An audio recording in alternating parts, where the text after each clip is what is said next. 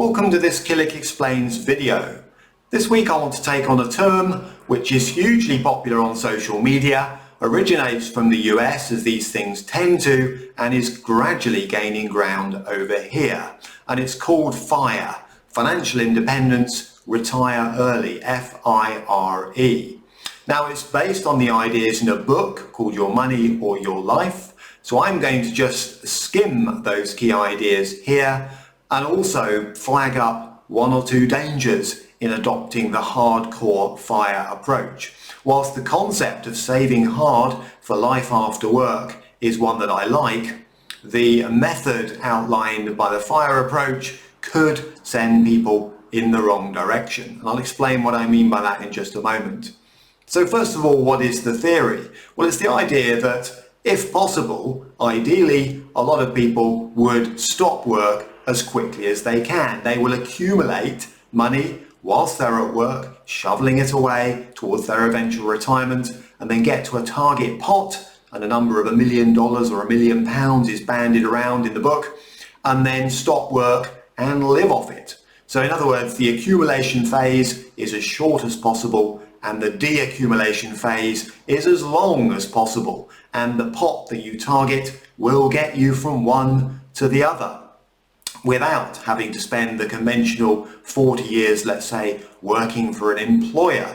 So the target is to get out a lot quicker than a conventional retirement date at, say, 40, 45, 50, 55, but earlier than the conventional state retirement age of 65 and rising, let's say.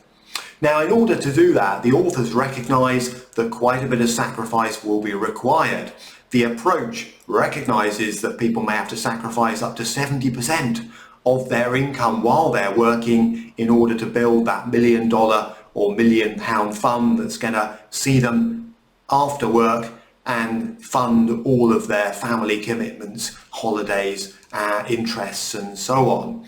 But is that enough, is my first point. I mean, let's take a 25-year investment horizon and an assumed growth rate of 6% after all charges and after tax. In order to get to around £1 million, you're going to need to shovel away without fail every month over that 25-year period, something like £1,500 per month.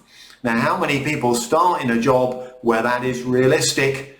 And as life gets more complicated, so maybe you meet a partner, have children, take on other family responsibilities, fund properties, school fees, weddings and so on, how many people can maintain that level of financial commitment all the way through? So there's my first question mark, if you like. Yes, the authors of Your Money or Your Life recognise that sacrificing a huge amount of salary is required, but the maths of it is pretty aggressive, to say the least, and the assumptions that underpin it need to all come good for anything like the FIRE plan to work. Now, my next observation would be how many people are actually capable of living that way, even if they can afford to sacrifice the amount involved.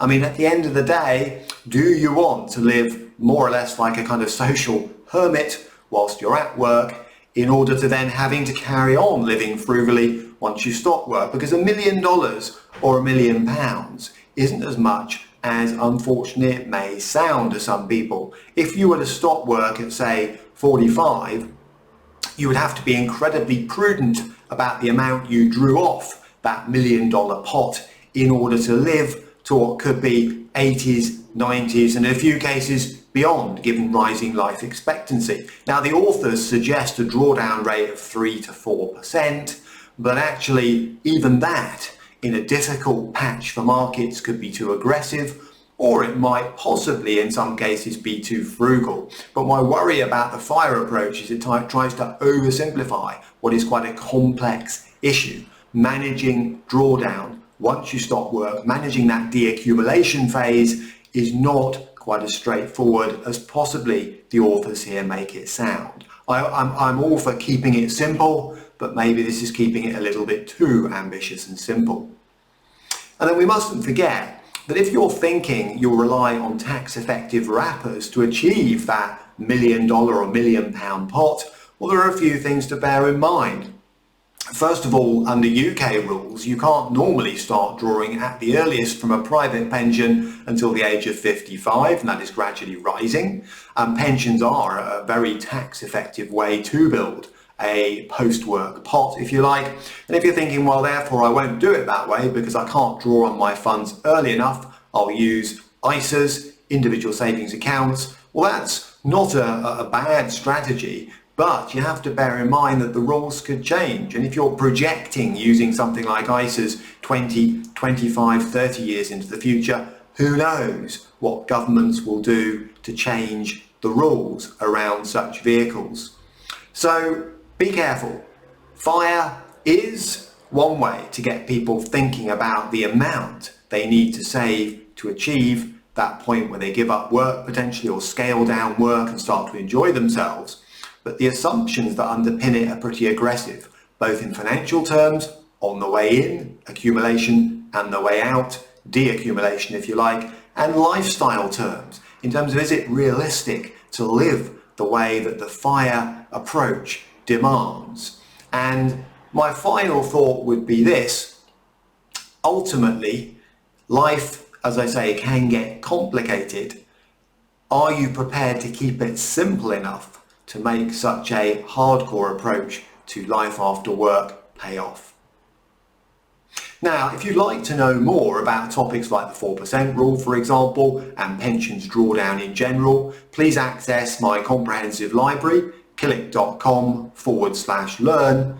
And if you'd like copies of my guides, one of them is on building a fund for life after work, and another one is on generating an income once you're in that after work deaccumulation phase. Then please pop me an email, editor@killick.com, and we'll be happy to send those out.